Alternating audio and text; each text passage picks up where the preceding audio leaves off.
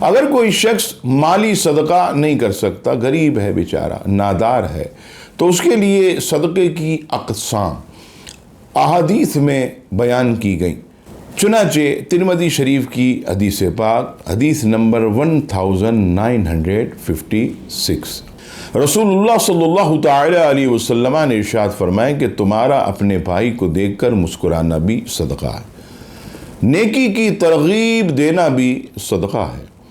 برائی سے روکنا یہ بھی صدقہ ہے، بھٹکے ہوئے کی رہنمائی کرنا یہ بھی صدقہ، کمزور نگاہ والے کی مدد کرنا یہ بھی صدقہ، راستے سے پتھر، کانٹا، ہڈی یہ سب ہٹا دینا یہ بھی صدقہ، اپنے ڈول سے اپنے بھائی کے ڈول میں پانی ڈالنا، یعنی جب کنویں کے قریب ہو اور اپنے بھائی کو آپ اپنے ڈول سے پانی ڈال دیں، فرمایا یہ بھی صدقہ۔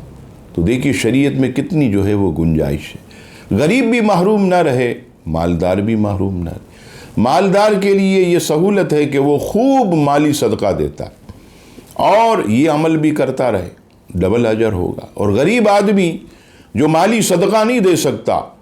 وہ اس طرح نیک اعمال کرے تو اس کے نامہ اعمال میں صدقے کا ثواب لکھا جائے گا۔